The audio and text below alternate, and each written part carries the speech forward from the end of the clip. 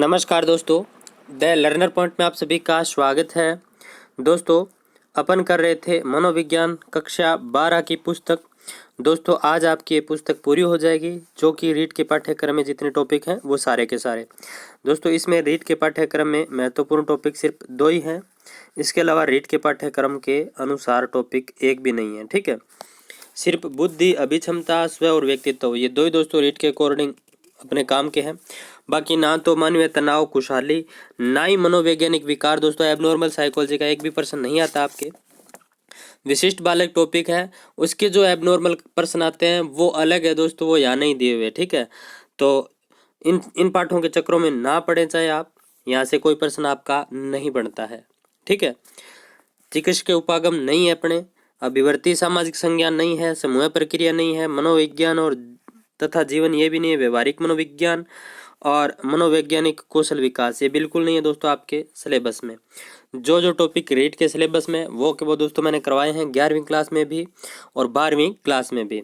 और दोस्तों 11वीं क्लास के प्रश्न उत्तर जल्दी तैयार किए जा रहे हैं। उसके बाद 11वीं और 12वीं के मनोविज्ञान की जो माध्यमिक शिक्षा बोर्ड की है, इसकी प्रश्नोत्तरी लेकर आऊँगा मैं आपके बीच में। और जल्दी दोस्तों 1 तारीख से शुरू करेंगे वो सिस्टम, 15 दिन फिर प्रश्नोत्तरी चलेगी मनोविज्ञान की। इसके बाद जैसे ये पूरी हो जाएगी आपकी एनसीईआरटी शुरू करवा दूंगा और दोस्तों धीरे धीरे आपकी एनसीईआरटी पूरी हो जाएगी। ठीक है, तो चलिए दोस्तों शुरू करते हैं आज की क्लास। ये स्व और व्यक्तित्व दोस्तों आधा पार्ट अपना बचा हुआ है, वो कर लेते हैं।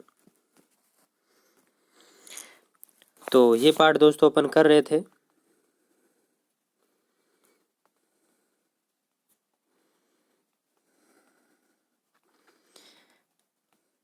यहाँ से दोस्तों व्यक्तित्व का आंकलन यानी पर्सनैलिटी असेसमेंट। असेसमेंट का मतलब होता है दोस्तों पर्सनैलिटी किस टाइप की है, किस तरह का आपका व्यक्तित्व है, उसको दोस्तों और मापन करने का तरीका दोस्तों आंकलन कहलाता है। क्या कहलाता है? आंकलन कहलाता है। ठीक है, यानी हम अपने जीवन में अन्य व्यक्तियों को जो हमारे उनके साथ पूर्व अनुभव, उनसे बातचीत द्वारा, उनको देखकर या अन्य लोगों या स्रोत के बारे में प्राप्त सूचनाओं के आधार पर समझने का प्रयास करते हैं। तो समझने का प्रयास करते हैं तो मतलब वो क्या कर रहे हैं, अपन उसके व्यक्तित्व का आंकलन कर रहे हैं। दोस्तों अपने दैनिक जीवन का मैं उदाहरण देता हूँ। ए है छोरियारा, ए है छोरारा। ठीक है, रिश्तो करन जावे छोरियारा, छोरे ने देख हुआ है। ठीक है, छोरे ने देख लियो, कद काठी देख ली, सब कुछ देख लिया। अब यहाँ ये देख कर तो आगे, बाद में इनका चाचा, ताऊ, नाना, नानी ये क्या करेंगे, इस बच्चे के बारे में पता करने के लिए आपका दूसरा रिश्तेदार वानी बन पूछेगा, मैं बट छोरो देखे है, वो छोरो की शौक है किया है, या पहले ही उसके बारे में सूचना एकत्रित करेंगे कि उनके ऐसे ऐसे लड़का है, वो इतो पढ़ेड़ो है कि कहाँ इतो पढ़ेड़ो है, बिंगे जमीन की तय है कि बिंगे इतनी जमीन है, पढ़ाई में किए हैं कि ठीक है, लोफर तो कोनी ना लोफर कोनी। ठीक है, और चाल चलन बिंगा किए हैं, उठनो बैठनो इकट्ठे हुए बांगो बांगो कुटुम्बों किए हैं, बांगो परिवार किए हैं। यानी व्यक्तित्व को परिवार भी प्रभावित करता है, वंशानुक्रम भी प्रभावित करता है। फिर पूछा, चलो आ बात तो ठीक है, बांगी नानी किया है, बांगी नानी को कुटुम्बों किया हो, और बंग ननियाला रखी शाक है, बिंग बुआ कट्ठे बेड़ी है, बिंग बुआ बेड़ी है बैक शाक है। यानी और इसका आस पड़ोस कैसा, यानी आस पास की पूरी इसके बारे में इंक्वायरी करेंगे 5 लोग। इंक्वायरी कर ली, करने के बाद इस लड़के को देख कर आएंगे। देखने के बाद इनको ये लड़का क्या आ गया, पसंद आ गया, फिट आ गया कि मारे नहीं भाई थारो छोरो है नहीं, दिल में समा गई छोरे की छवि, माने बहुत अच्छा लग गया है। यानी इसकी पर्सनालिटी का इन्होंने क्या कर लिया, आंकलन कर लिया निरीक्षण विधि के द्वारा। कौन सी विधि के द्वारा? निरीक्षण विधि के द्वारा। ठीक है, अब इधर लड़की को देखने के लिए जाएंगे। अब इन्होंने लड़की को देखा, लड़की चाय लेकर आ रही है प्लेट के अंदर। ठीक है, अब वो बैठे बैठे बूढ़े क्या कर रहे हैं, चाय मंगवाना, सूट शार्ट पहनाकर माँ के द्वारा बेटी को बाहर भेजना। और यहाँ पर ये बूढ़े बैठे हैं, इस लड़के का बाप भी बैठा है। ये चाय की तरफ इनकी नज़र नहीं होती, इनकी नज़र होती है लड़की की तरफ, कि लड़की नज़र झुका कर आ रही है या नज़र उठा के आ रही है, लड़की शर्मीली है या नहीं, लड़की कैसे चल रही है। ठीक है, लड़की का डील डोल कैसा है। ठीक है, तो ये सब कुछ देखने के बाद जब वो लड़की से बात करते हैं तो लड़की कैसे बात करती है, किस तरह से बोलती है, हकलाती तो नहीं है, बोलने में कॉन्फिडेंट है या नहीं, झिझक वाली है या किस टाइप के, वो पूरा का पूरा ये 5-4 लोग गए होते हैं ना रिश्ता करने, पूरा जजमेंट कर लेते हैं उसका। ठीक है, उसके बाद बोलते हैं भाई मारा नहीं थारी छोरी बिल्कुल फिट है, छोरी अतनी वर्गी है। यानी इन्होंने इस लड़की क्या कर लिया लड़की का? पर्सनैलिटी का असेसमेंट कर लिया, पर्सनैलिटी का आंकलन कर लिया, बाह्य रूप से भी और आंतरिक रूप से भी। आलपोर्ट महोदय ने कहा था व्यक्ति तो व्यक्ति के मनोदैहिक गुणों का क्या है? गत्यात्मक संगठन है जो बदलता रहता है। और यहाँ पर ये बुजुर्ग गए थे, इन्होंने बाह्य रूप से भी इस लड़की का आंकलन कर लिया कि शरीर से डील डोल से कैसी है? हथनी जैसी है, सेल्डन। ठीक है। दूसरा, इन्होंने मानसिक रूप से भी जज कर लिया, इस लड़की के साथ बातचीत की, बेटा कितनी पढ़ी हुई है, आगे फ्यूचर में क्या करना चाहती है, म्यूचुअल अंडरस्टैंडिंग कैसी है, आदि आदि सारी बातें इन्होंने इससे कर ली। तो दोनों तरीके से इस बच्ची को इन्होंने परख लिया। परखने के बाद ये बाहर एक कोने में खड़े होकर बात करते हैं, भाई छोरी तो फिट है, सुनिए आपने छोरा सा गया जोड़ी जमेगी। ठीक है। तो इस तरह से बात करके फिर ये रिप्यो नारियल दे यार पक्का थकी होगी, मतलब आगे समझ बात। तो ये था व्यक्तित्व का असेसमेंट। एग्जाम्पल दिया दोस्तों, वास्तविक जिंदगी से इसका कोई लेना देना नहीं है। तो देखिए, व्यक्तित्व को समझने के हमारे प्रयास अनौपचारिक होते हैं। क्या होते हैं? अनौपचारिक, जो वस्तुनिष्ठता को कम कर सकते हैं। ठीक है। यानी निरीक्षण विधि के द्वारा दोस्तों अपन किसी के व्यक्तित्व का जजमेंट कर रहे हैं तो वो अनौपचारिक तरीके हैं और दोस्तों वस्तुनिष्ठता का अभाव पाया जाता है उनमें, यानी वस्तुनिष्ठता कम होती है, जरूरी नहीं वो फिट बैठे। ठीक है। अब देखिए नेक्स्ट, देखिए किसी व्यक्ति के व्यक्तित्व को समझने के लिए उद्देश्यपरक औपचारिक प्रयास को व्यक्तित्व का मूल्यांकन कहा जाता है। ठीक है। वो तो था आंकलन। ठीक है।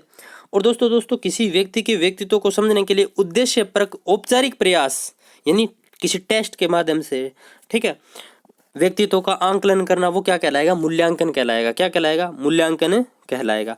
यहाँ पर अपन ने कौन सी विधि अपनाई थी? निरीक्षण विधि अपनाई थी, देख करके। ठीक है। अब देखिए यहाँ पर दोस्तों व्यक्तित्व को मूल्यांकन के आधार पर अपन कितने भागों में बांट सकते हैं? 3 भागों में बांट सकते हैं। पहला है स्व प्रतिवेदन मापक, दूसरा है प्रक्षेपी तकनीकें, तीसरी है व्यवहार परक विश्लेषण।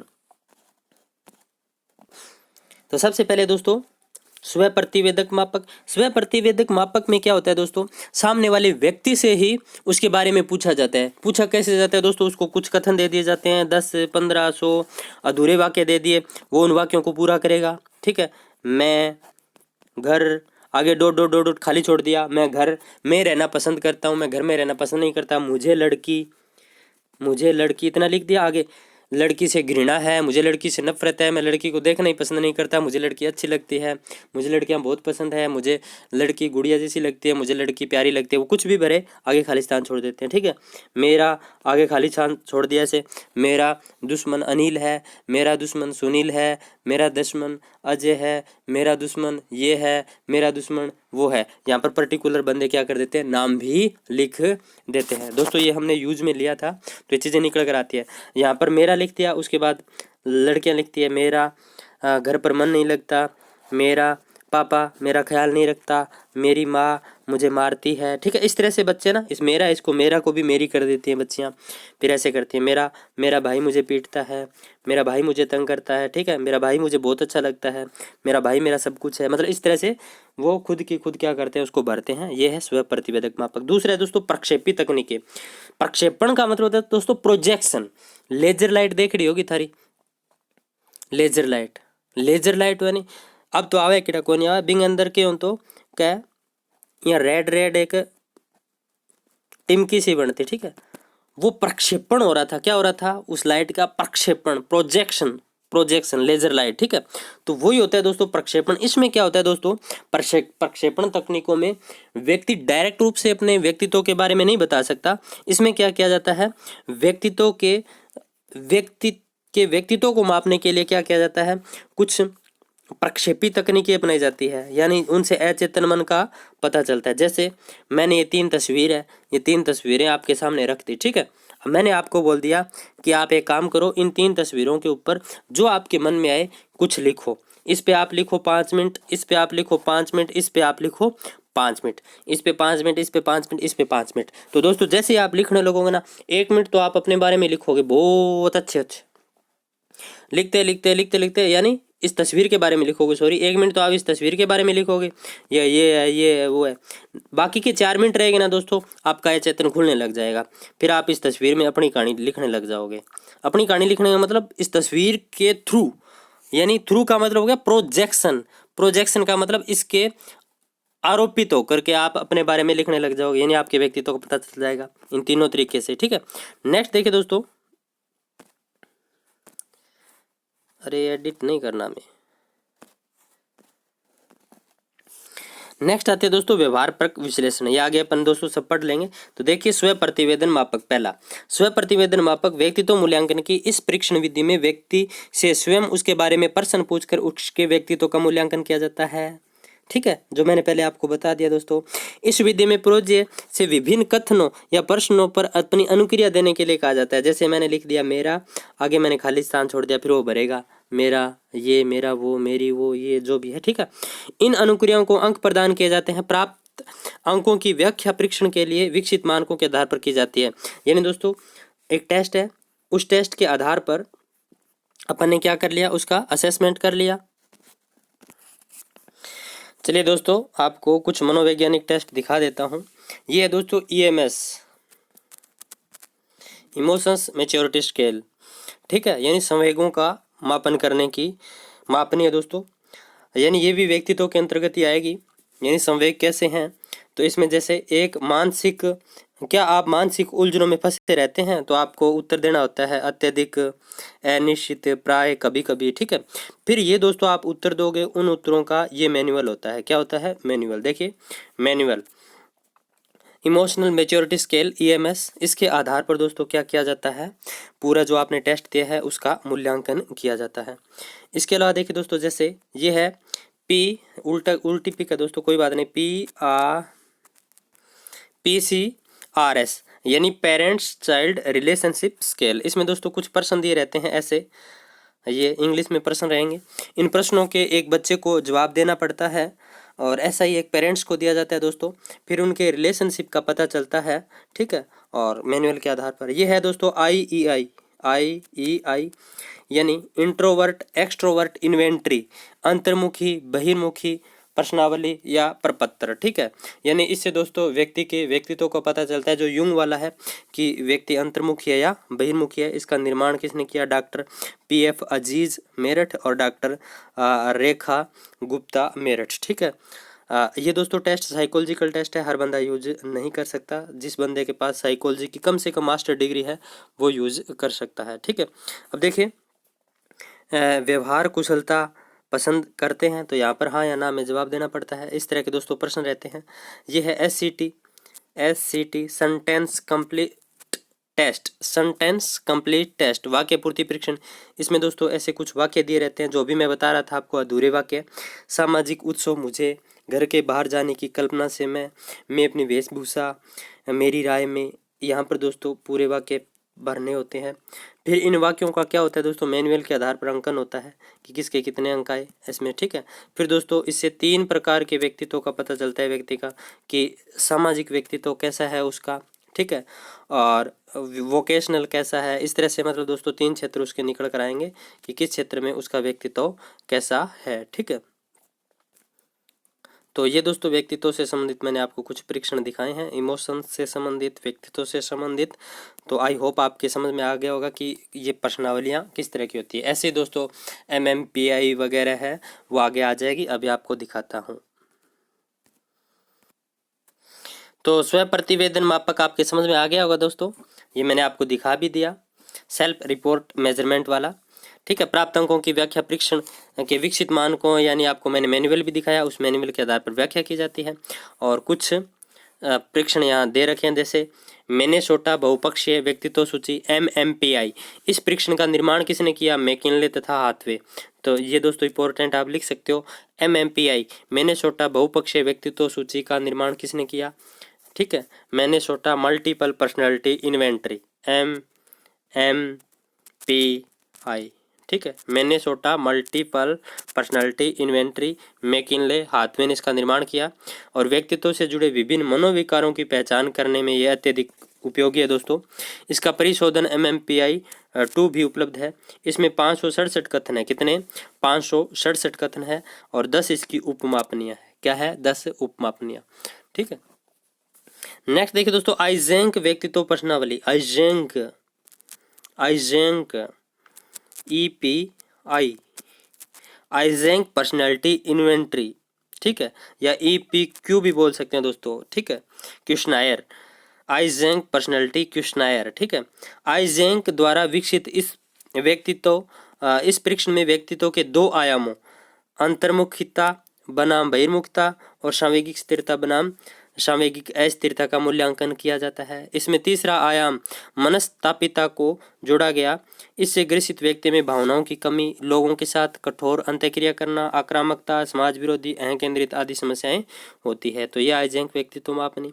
नेक्स्ट है दोस्तों केटल की 16 PF यानी केटल की व्यक्तित्व कारक प्रश्नावली। इसका निर्माण दोस्तों केटल ने किया था। इस परीक्षण का उपयोग उच्च विद्यालय के स्तर के विद्यार्थियों और वयस्कों के लिए किया जा सकता है। यह परीक्षण व्यावसायिक निर्देशन में उपयोगी है। इसके अलावा भी मनोविज्ञान में व्यक्तित्व के मूल्यांकन के लिए अनेक स्व प्रतिवेदन मापक प्रचलित हैं। तो मैंने अनेक दोस्तों अन्य आपको दिखाए थे, वो उपयोग में लिए जाते हैं। नेक्स्ट देखिए दोस्तों प्रक्षेपी तकनीकी। प्रोजेक्टिव दोस्तों, प्रोजेक्शन के बारे में मैंने आपको बता दिया, यानी थोप करके व्यक्तित्व का आंकलन किया जाता है। देखिए मनोवैज्ञानिकों ने यह पाया कि कभी कभी व्यक्ति स्पष्ट रूप से स्वयं के बारे में नहीं बता पाता, यानी वो डायरेक्ट अपना चेतन मन या अचेतन मन के बारे में कैसे बता देगा। सिगमुंड फ्राइड महोदय ने इसीलिए तो कहा था कि किसी व्यक्ति के व्यक्तित्व का अध्ययन करना है तो उसके अचेतन मन का अध्ययन करो। जिस प्रकार दोस्तों आपका ये घर है, इस घर के बारे में मुझे जानना है कि ये घर कैसा था पहले, तो मुझे डायरेक्ट कबाड़ कक्ष में जाना चाहिए, वहां जाकर देखूंगा तो सब कुछ पता चल जाएगा। वहाँ पापा की दारू की बोतलें मिलेगी, बीड़ियों के आधे आधे टोटके मिलेंगे, ठीक है, तो मुझे पता चल जाएगा ये घर कैसा है। जो कुछ मिलना होता है वो कबाड़ कक्ष में ही मिलता है, या कूड़ा कचरा होता है वहाँ सब कुछ मिलता है, पता चल जाता है कि घर कैसा है। समझ रहे हो। तो उसी प्रकार दोस्तों किसी व्यक्ति के व्यक्तित्व का अध्ययन करना तो उसके अचेतन मन का अध्ययन, यानी उसके कबाड़ कक्ष या सबसे बड़े कक्ष को देखेंगे तभी पता चलेगा। तो दोस्तों अपने निजी अनुभव, विचारों और प्रेरणाओं को व्यक्त करने में हिचकिचाते हैं। ऐसा होने पर व्यक्ति अपनी छवि निर्माण हेतु, सामाजिक दृष्टि से वांछनीय होने हेतु अपना उत्तर दे सकते हैं। इसके कारण, यानी गलत दे सकते हैं दोस्तों, अलग दे सकते हैं। इसके कारण व्यक्तित्व का पूर्णतः सही मापन नहीं हो सकता। इस समस्या से निपटने के लिए प्रक्षेपी तकनीकें अपनाई गई। प्रक्षेपी तकनीकें व्यक्तित्व के मनोविश्लेषणात्मक सिद्धांत पर आधारित है। दोस्तों मैं आपको बता चुका, सिगमुंड फ्राइड ने कहा था व्यक्तित्व का अध्ययन करना है तो उसके अचेतन मन का अध्ययन करो। सिगमुंड फ्राइड ने सिद्धांत का प्रतिपादन किया। इनके अनुसार मानव व्यवहार का सबसे बड़ा भाग कौन सा होता है? अचेतन होता है। और अचेतन में अभिप्रेरणाएं, इच्छाएं, ठीक है, अव्यक्त भावनाएं, अनैतिक इच्छाएं आदि दबी रहती है। और व्यक्ति के व्यक्तित्व का अध्ययन करने के लिए अचेतन मन सबसे ज्यादा कारगर होता है। इसलिए मनोवैज्ञानिकों ने, विशेषकर फ्राइड का यह मानना था कि यदि इस अचेतन का मूल्यांकन नहीं किया जा सकता तो व्यक्तित्व के बारे में पता नहीं लगा सकते कि व्यक्ति है कैसा। तो अचेतन मन का अध्ययन करना आवश्यक है। और इस मन को जानने के लिए आत्मपरक और मनोमित की जैसी प्रत्यक्ष विधियों के द्वारा व्यक्तित्व का मापन नहीं हो सकता है। ठीक है, इसके लिए अचेतन मन के लिए अप्रक्षेपी विधियां काम में आ सकती है। कौन सी? अप्रक्षेपी। सामने वाले को पता ही ना चले कि मनोवैज्ञानिक कर क्या गया तेरे साथ। मैं दोस्तों आपके सामने बैठा हूं और आपके साथ मैं बातें कर रहा हूं, आपको मैं पता नहीं लगने दूंगा कि मैं काम क्या कर रहा हूं। आपके साथ बातें करूंगा, मैं 20 बातें करूंगा, आपको ऐसे लगेगा ये नॉर्मल बंदा मेरे साथ बातें कर रहा है। पर एक मनोवैज्ञानिक जब बातें करने बैठता है ना दोस्तों, तो वो कुछ न कुछ उस व्यक्ति के बारे में जानकर ही उठता है। पता भी नहीं चलने देता सामने वाले को ये कर क्या गया। ठीक है, ऐसा गेम खेल जाता है सामने वाले के साथ। तो ये एक मनोवैज्ञानिक कर सकता है अचेतन मन का अध्ययन, क्योंकि उसको पता रहता है दोस्तों टेक्निक, अप्रक्षेपी टेक्निक कौन कौन सी है, कैसे मुझे इसके साथ वार्तालाप करना है, किस तरह से मुझे इसके साथ इंटरेक्शन करना है अपना। तो अचेतन मन को जानने की कोशिश करता है। एक मनोवैज्ञानिक ये चीज़ें कर सकता है। लेकिन इसकी कुछ अप्रक्षेपी विधियाँ भी है। अप्रक्षेपी विधियाँ कौन कौन सी है? तो देखिए दोस्तों, अप्रक्षेपी विधि सबसे पहले है रोरशा शाही धब्बा परीक्षण। ठीक है, रोरशा शाही धब्बा परीक्षण दोस्तों, इसका निर्माण किसने किया था? हरमन रोरशा ने किया था। किसने? हरमन रोरशा ने। दोस्तों इसमें 10 कार्ड होते हैं। कितने कार्ड होते हैं? 10 कार्ड। आकार क्या रहता है? 7x10। ध्यान रखना दोस्तों, जो बातें बोल रहा हूँ इंपॉर्टेंट रहती है। 10 कार्ड होते हैं। हरमन रोरशा ने इसका निर्माण किया था। ठीक है, और इसमें दोस्तों क्या होता है, एक पेज लेता हूं मैं, जैसे ये पेज ले लिया मैंने, ठीक है, इसके बीच में जैसे स्याही डाल दी, इसको फोल्ड करके खोल दिया तो स्याही का धब्बा सा बन जाएगा। इसी के आधार पर दोस्तों इस स्याही के धब्बे के ऊपर मैं कार्डों के ऊपर आपको बोलता हूं कि इनके ऊपर इस चित्र के बारे में जो भी आपके दिमाग में आ रहा है वो आप लिखिए। आप लिखोगे 10 कारणों के ऊपर दोस्तों, फिर उन कारणों की क्या कर ली जाएगी? व्याख्या कर ली जाएगी। सिंपल सी बात है। ठीक है, और इसका प्रयोग देखें दोस्तों, एक कुशल प्रशिक्षण की आवश्यकता होती है। इन परीक्षणों के उपयोग एवं परिणाम की व्याख्या करने के लिए एक कुशल प्रशिक्षण की आवश्यकता होती है। प्रशिक्षण की आवश्यकता मतलब एक वेल ट्रेड साइकोलॉजिस्ट की जरूरत होती है। एक साइकोलॉजिस्ट साइकेट्रिस्ट ही इन परीक्षणों का उपयोग कर सकता है, हर किसी के बस की बात नहीं होती। नेक्स्ट है कथानक संप्रत्य परीक्षण यानी TAT, thematic appreciation test, TAT। Morgan एवं मुर्रे ने दोस्तों इसका निर्माण किया था 1930 में। कब किया था? 1930 में मॉर्गन एवं मुर्रे। 30 कार्ड होते हैं दोस्तों, बेफालतू में दोस्तों आप चक्रों में मत पड़ना। इसमें कार्ड कितने होते हैं? 30 ही होते हैं। 30 कार्ड होते हैं, ध्यान रखना। कार्ड इसमें कितने होते हैं? 30 होते हैं। कई किताबों में 31 लिखा मिलता है, बिल्कुल गलत होता है दोस्तों। इसमें कार्ड सिर्फ 30 होते हैं। कितने होते हैं? 30 होते हैं, जिसमें दोस्तों 20 ही कार्डों को काम में लिया जाता है। कितने कार्डों को काम में लिया जाता है? सिर्फ 20 कार्डों को। दोस्तों ध्यान रखना, 10 कार्ड पुरुषों से संबंधित, 10 महिलाओं से संबंधित और 10 पर पशुओं के चित्र बने होते हैं। ठीक है, तो यदि महिला का मापन करना है तो 10 महिला के कार्ड लेंगे और 10 पुरुष की आकृति पशुओं के आकृति वाले चित्र लेंगे। 20 कार्डों को काम में लेंगे। यदि पुरुष का कर रहे हैं तो 10 पुरुष से संबंधित और 10 पशुओं की आकृति वाले कार्ड लेंगे। 20 कार्ड अपन काम में लेते हैं। जो एक कार्ड खाली होता है दोस्तों, वो कार्डों में नहीं गिना जाता। ठीक है, वो खाली कार्ड होता है जिसके ऊपर क्या करनी होती है? व्यक्ति को व्याख्या करनी होती है। क्या करनी होती है? उनकी व्याख्या करनी होती है, जो भी वो चित्र देखता है उनकी। ठीक है, तो वो खाली होता है, खाली कार्ड। काम में कितने लेते हैं? 20 कार्ड। इन कार्डों पर कुछ चित्र छपे होते हैं। इन कार्डों को एक एक करके प्रोजे के सामने प्रस्तुत किया जाता है। प्रोजे उन पे छपे चित्रों के आधार पर एक कहानी लिखने को कहा जाता है और वह क्या करता है? उन कार्ड की व्याख्या या उसके ऊपर क्या लिख देता है? एक कहानी लिख देता है खाली कार्ड के ऊपर। ठीक है, उन चित्रों के बारे में। नीचे एक कार्ड है दोस्तों, TAT में प्रयुक्त एक कार्ड। देखिए कुछ प्रश्न दिए जाते हैं, जैसे इस चित्र में क्या हो रहा है, इससे पहले क्या हुआ था, इसके बाद क्या होगा। यानी 30 जो कार्ड रहेंगे, जो 20 कार्ड काम में लेंगे, उनके आधार पर दोस्तों क्या होगा? इस चित्र में क्या हो रहा है, इससे पहले क्या हुआ, इसके बाद क्या होगा। चित्र में प्रस्तुत विभिन्न पात्र क्या रहे होंगे, क्या अनुभव कर रहा है। इन प्रश्नों के उत्तर के लिए आधार पर प्रोजे से एक कहानी लिखता है। उत्तर के आधार पर प्रोजे के अभिप्रेरणा का मापन किया जा सकता है और प्रोजे में उपलब्धि प्रेरणा है या शक्ति प्रेरणा है आदि आदि। TAT कार्ड पर आधारित कहानी के मूल्यांकन के लिए विशेष अंकन पद्धति अपनाई जाती है। यह अंकन एक मानक प्रक्रिया के तहत किया जाता है, इसलिए इस परीक्षण का उपयोग प्रशिक्षित व्यक्ति द्वारा ही किया जा सकता है, यानी मनोवैज्ञानिक। बच्चों के लिए यह परीक्षण अनुकूलन भी किया गया है, यानी बच्चों के लिए भी दोस्तों इसी का अडेप्टेशन किया गया है, जिसका नाम है चाइल्ड अप्रिसिएशन टेस्ट। ठीक है, तो ये आपके समझ में आ गया होगा दोस्तों। नेक्स्ट है वाक्य पूर्ति परीक्षण, SCT, सेंटेंस कंप्लीट टेस्ट। ये दोस्तों मैं आपको अभी दिखा चुका। सेंटेंस कंप्लीट टेस्ट में जैसे मेरे पिता मुझसे सबसे अधिक डर, जो आगे वाक्यों की पूर्ति कर देते हैं, अभी आपको मैं SCT दिखा चुका। चलिए दोबारा दिखा देता हूँ। तो ये है दोस्तों वाक्य पूर्ति परीक्षण, ये देख लीजिए आप। इस तरह के सेंटेंस दिए रहते हैं अधूरे, इनको पूरे करने होते हैं।